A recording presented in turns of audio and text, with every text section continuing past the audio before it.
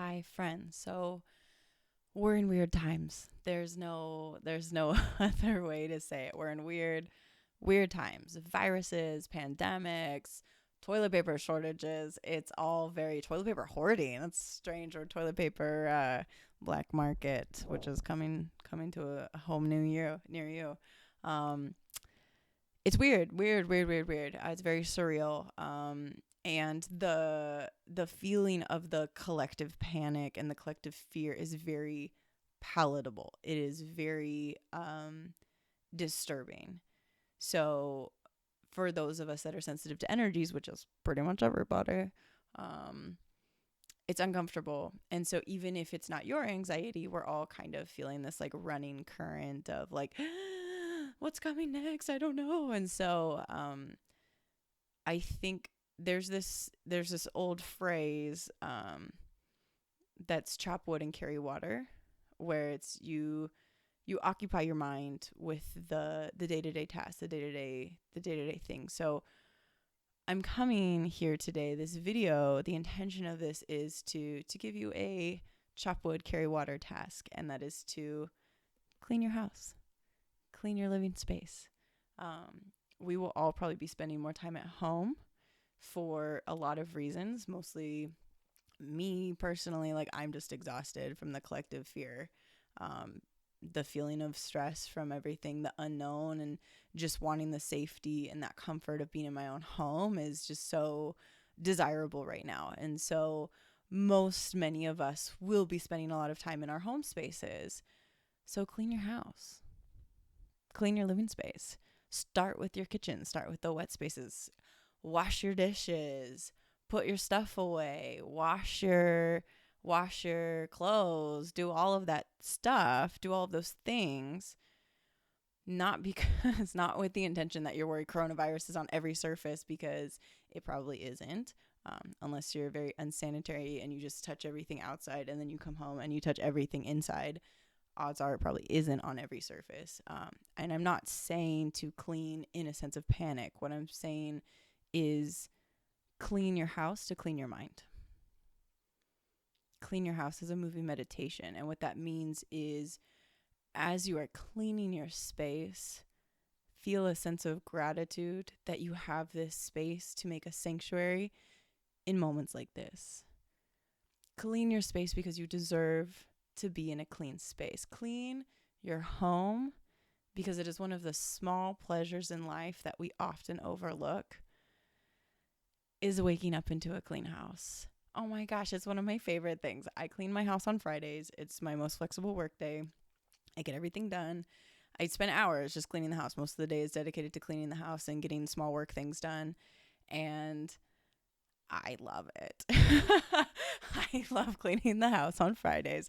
And I love having a clean space. I clear the energy after everything's clean. And it's just like, waking up on Saturday with my partner and drinking coffee in a clean home is one of my favorite things. And it's such a simple pleasure. And it's these simple pleasures that we often overlook. And we will all be spending more time at home. So clean your house. Clean your house.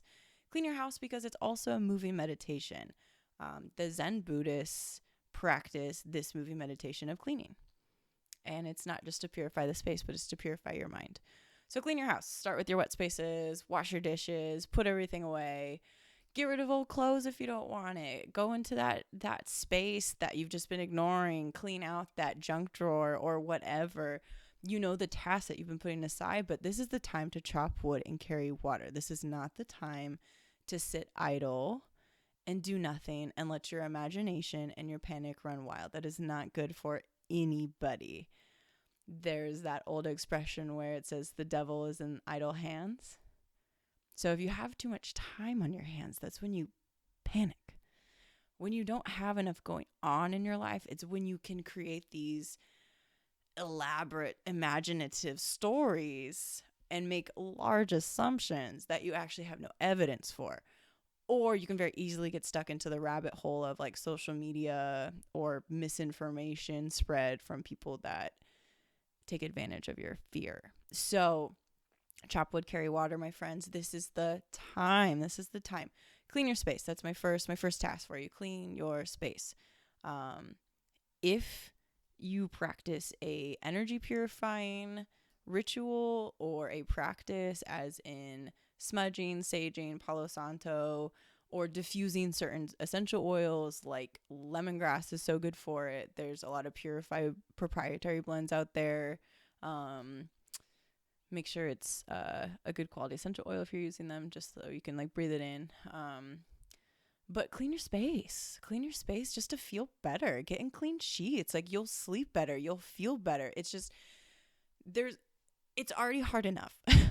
It's hard enough out there right now. Like, you don't need to make things more uncomfortable. So chop wood, carry water, do this moving meditation of cleaning your space, because it also cleans your mind, and you deserve to be in a clean space, and your space deserves to be honored by being clean. And so also, for those of us that are sensitive to energy, all of us, it's a lot easier and more comfortable to live in a clean space. Like, it's very uncomfortable for me to be in a dirty space. I cannot do it. My spiritual mentor told me that, explained to me that for those of us that are very sensitive, being with a lot of dust and dirt and clutter is more difficult, because it's more of a chaotic energy. It's more of a clouding energy. So we really need that clean space. We're already feeling the collective fear. Like, shoot, just make it easier for yourself. Just clean your space. So this is my first chop wood, carry water task to give to you while we are in the middle of this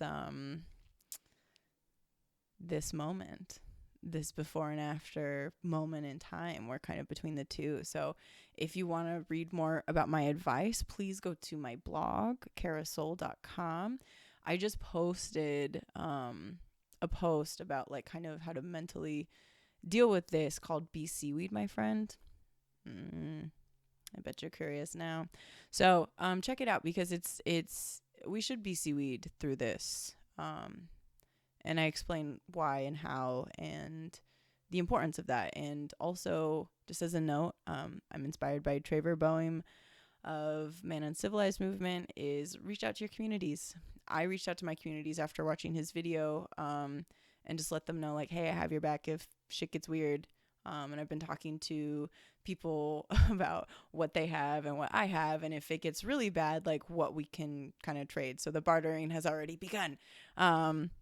But just knowing that you're not alone through these unavoidable moments of life, even though they're uncomfortable, the uncomfortable, unavoidable moments of life is important. We can't lose sight of each other in this, and that's going to be more destructive if we lose each other as humans and as a community than any flu. So it's important to not panic and to not isolate yourself. So clean your space, reach out to your community, chop wood, carry water. This is your first chop wood, carry water coronavirus pandemic advice. Thank you again. Please subscribe or go to my blog and subscribe. And I will be back with you soon.